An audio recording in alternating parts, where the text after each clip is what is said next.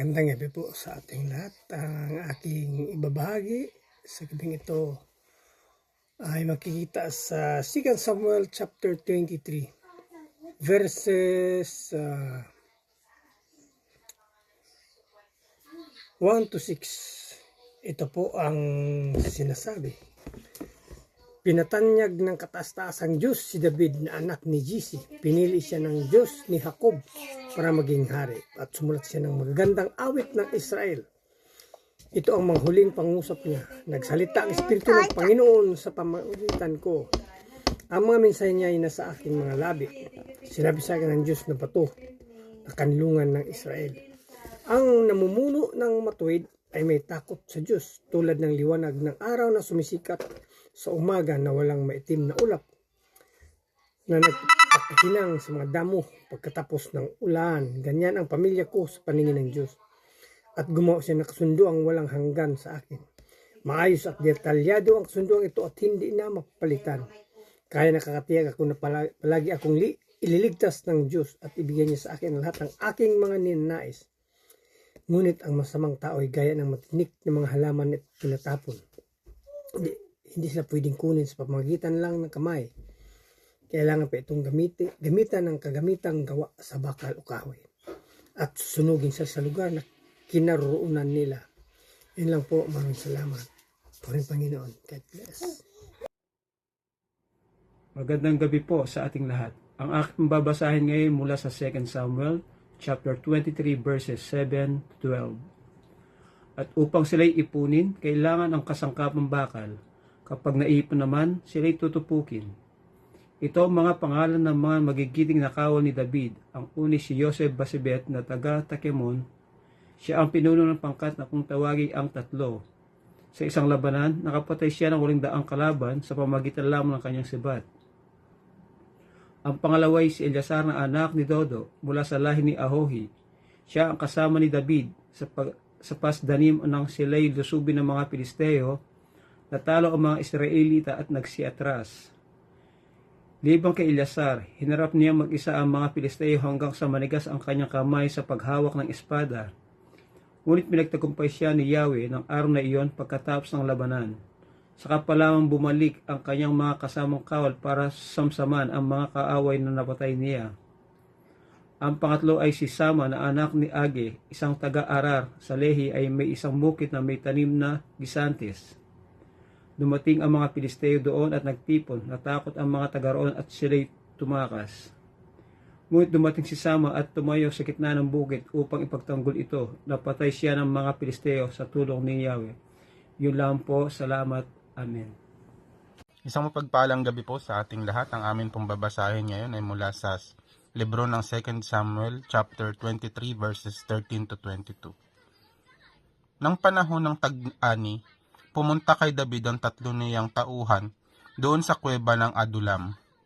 Ang tatlong taong ito'y kasama sa 30 matatapang na tauhan ni David.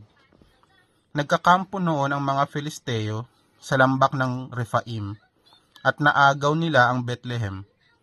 Habang naroon si David sa isang matatag na kublihan, nauhaw siya. Sinabi niya, "Mabuti sana kung may makukuha sa akin, ng tubig na maiinom doon sa balon, malapit sa pintuang bayan ng Bethlehem." Kaya palihim na pumasok ang tatlong matatapang na iyon sa kampo ng mga Filisteo, malapit sa pintuang bayan ng Bethlehem. Kumuha sila ng tubig sa balon at dinala ito kay David.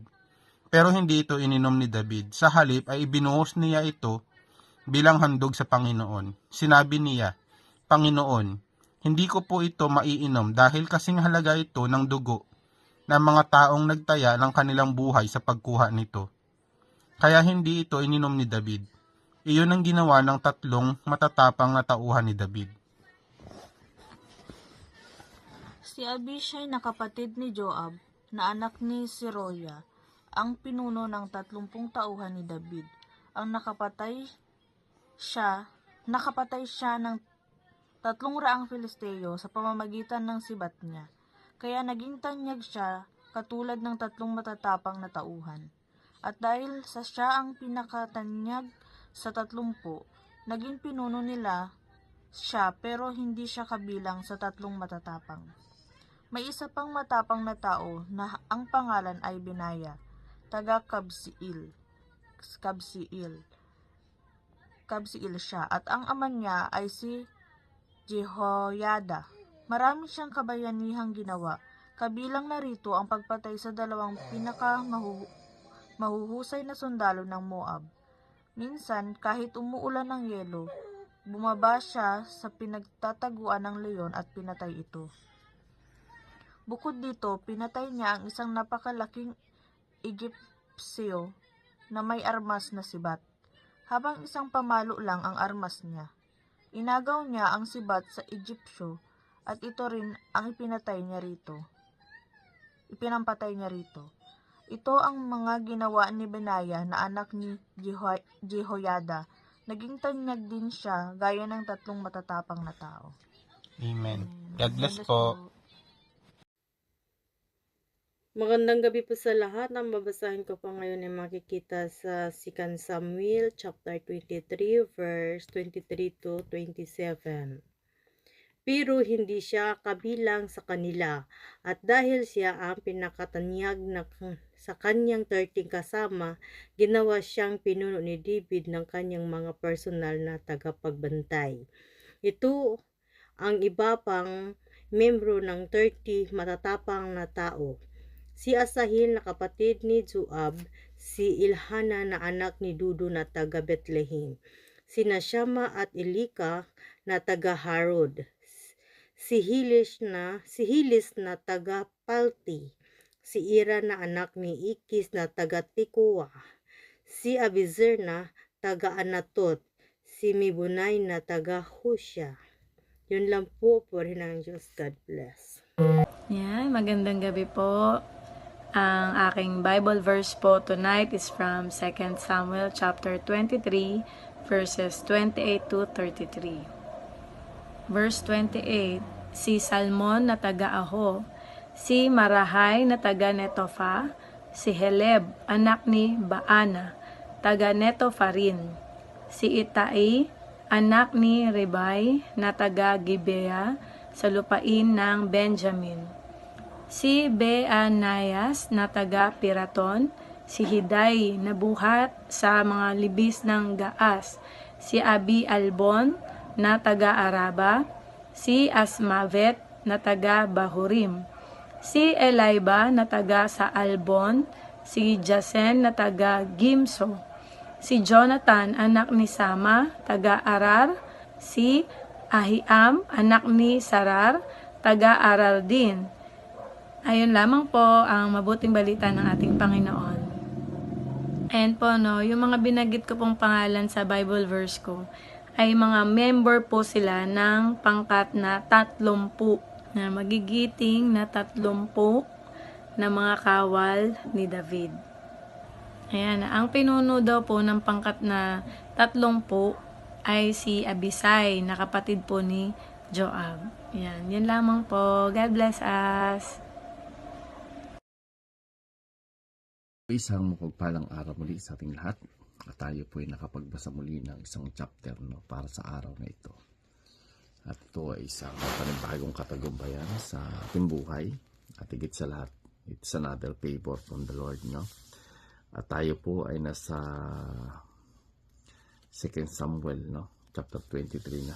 At tinalaga po sa atin, 34 hanggang 39. So sabi po dito, si Elipelet, anak ni Abisai na taga Maaka, si Ilyam na anak ni Ahitopel na taga Silo, taga Gilo, si Hisray na taga Carmel at si Paaray na taga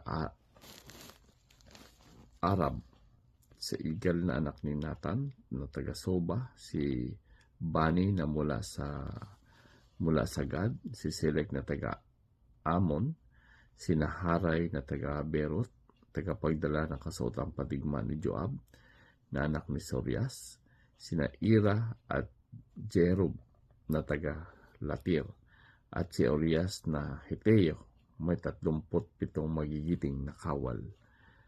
si David, no? So dito po natin makikita na talagang yung ibinigay ng Panginoon kay David ay talagang mga magigiting na kawal, no? Talagang yung mga sundalo na kay David ay talagang napakagiting nito.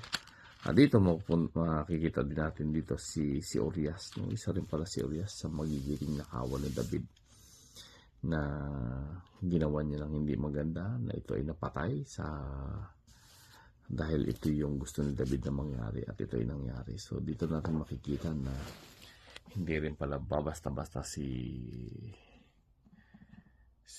Urias, no? So dito makikita natin na talagang isa rin pala sa magigiting na kawal yon. At kung kaya't gano'n na lang, kung mapapansin natin yan sa ating mga nabasa, ito ay kung natatandaan natin yung na pangasawa ni Bathsheba na ginawa ni David ng hindi maganda. So dito makikita natin na talagang hindi pala babastahin yung ginawa ni David ng hindi magandang bagay, no? So i-check po natin yan sa mga ilang araw kung yung sa mga magigiting na kawal ni David, ayan nga po ba si Urias na tinutukoy doon sa asawa ni Bathsheba. So purihin po yung Panginoon na tayo muli nakapagbasa ng isang chapter muli sa araw na ito. At ito ay isang katagumpayan at kalakasan sa ating spiritual na buhay. So God bless everyone. Ang Panginoon po ang mapupurihan.